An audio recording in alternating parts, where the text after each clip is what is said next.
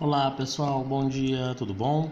Nossa aula de hoje nós vamos entrar no módulo 8, tá bom? É um módulo bem rapidinho, mas que ele interage aí bacaninha em relação ao sistema de ecologia, tá? Então ele vai fazer uma introdução ao estudo da ecologia, cadeia e teias alimentares. Eu sei que vocês já devem ter trabalhado isso aí nas aulas passadas, nos outros anos anteriores.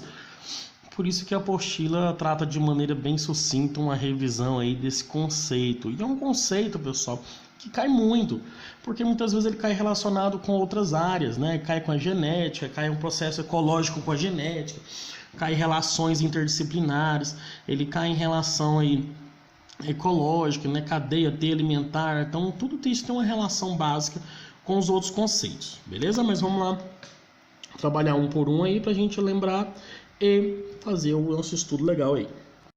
Quando a gente trabalha o conceito ecologia, tá? Nós só vamos trabalhar um conceito aí estudado aí em 1869, foi os primeiros conceitos aí desenvolvidos, que ele vai derivar de uma palavra, né? Oikos, que significa casa, e ecologia, que no caso é estudo. Então nós vamos estudar a nossa casa. Quando a gente fala em ecologia, é muito comum a gente pensar em ecologia somente com um pássaro no meio da mata, lá na florestinha lá. Não, o meio ambiente, a ecologia, o local onde nós vivemos, nós também fazemos parte desse ambiente, né? Então, estudar o conceito de ecologia é estudar o conceito de onde nós estamos inseridos. Eu estou inserido na ecologia. Você também está inserido nesse ambiente, um ambiente urbano, um ambiente natural, um ambiente rural, um ambiente exótico, um ambiente onde aquele organismo está envolvido, dependendo do nível de envolvimento dele, né? Então, ele vai estudar as relações desses seres vivos com esse ambiente em que eles estão inseridos. Então, qual que é a sua relação interespecífica, né? Extraespecífica, relações de protocooperação, uma relação de predação, uma relação de mutualismo. Então são vários tipos de relações que estão inseridas no mesmo contexto ecológico, né, no estudo dessa casa. E também uma ciência que vai estudar os ecossistemas, né? Quais são os ecossistemas que são pertencentes a esse modelo. Então, quando a gente fala nisso, nós falamos numa composição estrutural de vários elementos que vão definir aí realmente o que é o estudo da nossa casa, e a relação que o ser vivo vai dar para ela. Aqui nós podemos observar os níveis de organizações. Quais são os níveis de organizações que os indivíduos ou seres vivos possuem, né, de maneira aí para conduzir a estrutura da formação da sua cadeia organizacional. Então, nós iniciamos lá no processo atômico, né, no átomo. Nos próximos livros, possivelmente, vai vir os quarks e outras partes mais adentras do átomo, né? Então, ou seja, isso vai mudando. Então, um conjunto de átomos vamos formar o quê? Uma molécula. Uma molécula de água, por exemplo, tem 2 átomos de hidrogênio e um de oxigênio, né, H2O. Várias moléculas vão formar aí, né, orgânulos, que vai formar uma célula, que vai formar um tecido. Esse tecido vai dar origem a um órgão, esse órgão a um sistema, e esse sistema um organismo, né? Esse organismo ele vai estar inserido em uma população que está continuamente aí relacionado com a sua comunidade, desenvolvendo o seu ecossistema comum, envolvendo também aí a biosfera. Então, ou seja, tem um bioma, a biosfera, tudo isso compondo aí esses elementos formadores dos níveis de organização. Então, alguns organismos interagem em níveis de organizações menores, maiores, eles interagem de maneira específica em cada nível organizacional, né? Então, isso a gente tem que entender como um todo para organizar na nossa mente aí esse posicionamento para isso tudo. Quando a gente define uma população, ele é um conjunto de indivíduos da mesma espécie que vai viver juntos, tá bom? E no mesmo espaço e na mesma unidade de tempo, ou seja, eles vão ter essa interação, eles vão cruzar, reproduzir entre si. Então, né, para ser considerada uma espécie, são seres organizacionais da mesma espécie que vivem entre si e têm capacidade de cruzar e deixar descendentes férteis. Então, ou seja, isso eu tenho uma organização aqui de uma população. Muito comum também nós observarmos populações de plantas, por exemplo, né? Então, ou seja, espécimes de plantas. Então, não é só um elefante, não é só a formiga, são plantas, organismos, bactérias, protozoários, fungos, artrópodes, peixes. Então, tudo isso tem relação direta aí no caso, com a sua nível organizacional da população, beleza?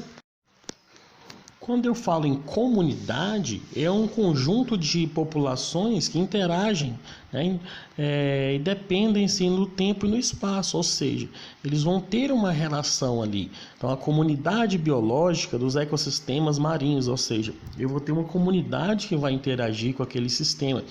Nós, por exemplo, nós temos uma comunidade onde nós interagimos com outros organismos.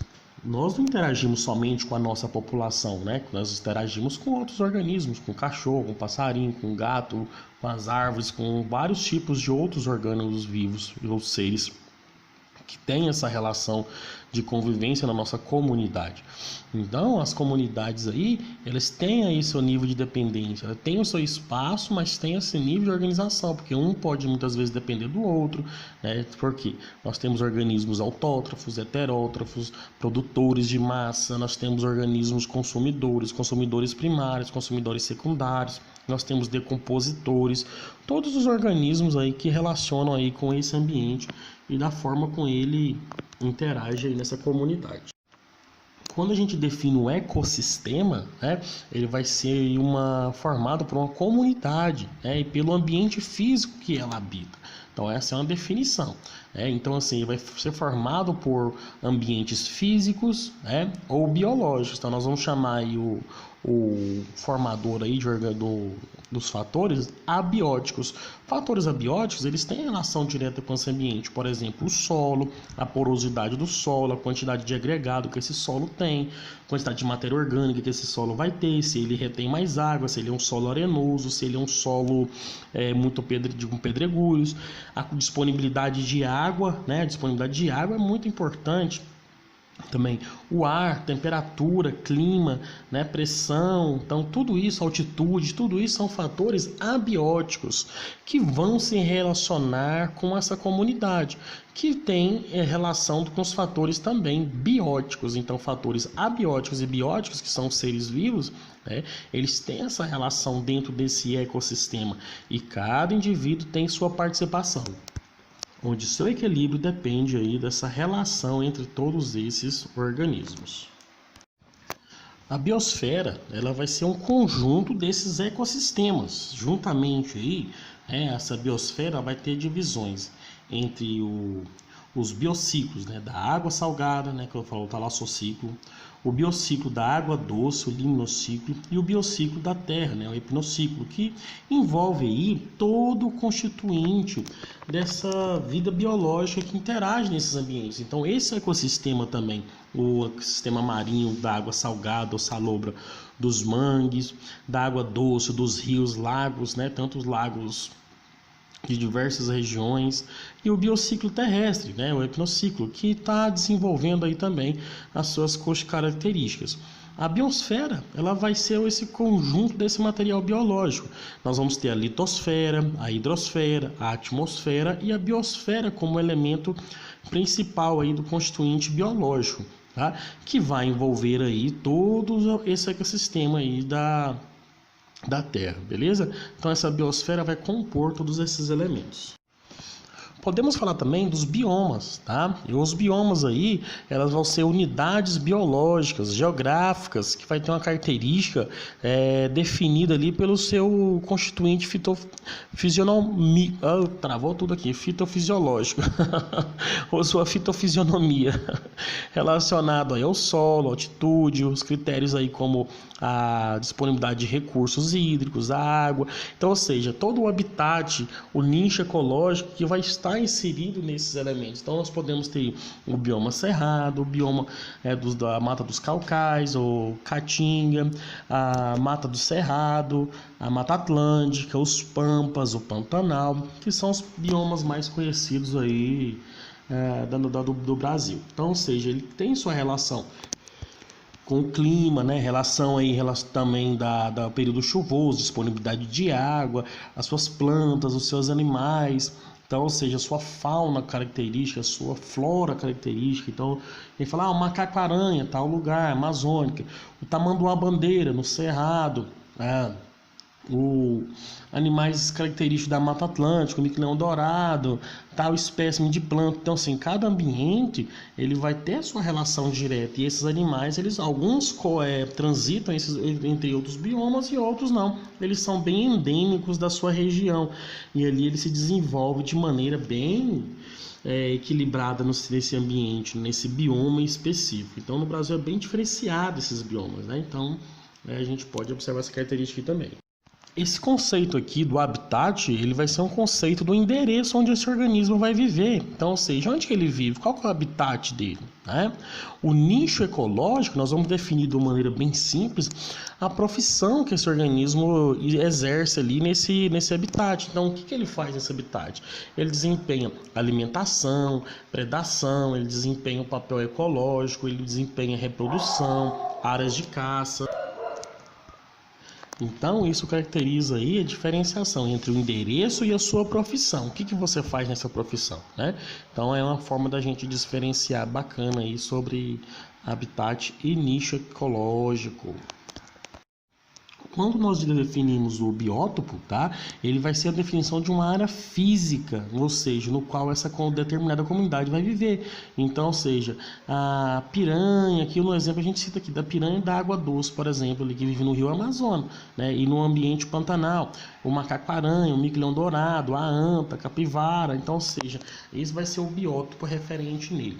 O ecótono vai ser uma transição entre dois ecossistemas. Então, tem áreas de ecótonos específicos que transitam entre dois ecossistemas específicos. Alguns animais vivem somente nessa área de transição nesse ecótono e muitos deles não atravessam esse ecótono para transitar entre outro ecossistema, porque eles são bem delimitados, adaptados, organizados àquela característica daquele ecossistema específico. Muito importante também falar do equilíbrio ecológico, tá? O ecossistema ele necessita do seu equilíbrio. Esse equilíbrio ele vai estar desenvolvendo aí entre os organismos produtores, consumidores, decompositores. Então tem que ter um equilíbrio, por exemplo, o gás carbônico, a água, e vai gerar o que? Um volume de oxigênio e alimento, que vai servir de base alimentar para seres herbívoros, que vai gerar ali seres consumidores, primários, né, predadores, e tudo isso ali vai desenvolver um equilíbrio ecológico. Os decompositores, por exemplo, bactérias e fungos ali que decompõem a matéria orgânica também tem sua relação. Uma queda, uma diminuição, um desequilíbrio nesse ecossistema pode gerar uma alteração. Ele pode quebrar esse ecossistema, gerando aí prejuízos ambientais. Vários prejuízos já foram analisados aí em relação à ação antrópica desse homem nesse ambiente. Então, equilibrar essa balança é importante aí para a gente pensar um pouquinho nessa caracterização aí do equilíbrio ecológico. Então, nós vamos falar um pouquinho mais desse equilíbrio e de que maneira que ele pode ser observado dentro da biologia. A divisão da ecologia, tá? Então, ou seja, a gente tem vários termos de diferenciação ecológica aí. A autoecologia, né? Ela vai estudar a relação de uma única espécie com o ambiente. Então, essa autoecologia vai ter essa relação somente daquela espécie e como que ela desenvolve ali, né, com o ambiente específico dela. A demiecologia, ela é dinâmica das populações. Como essas populações interagem? As variações quantitativas da espécie quando as causas das tais variações. Por que essa variou a quantidade de espécie?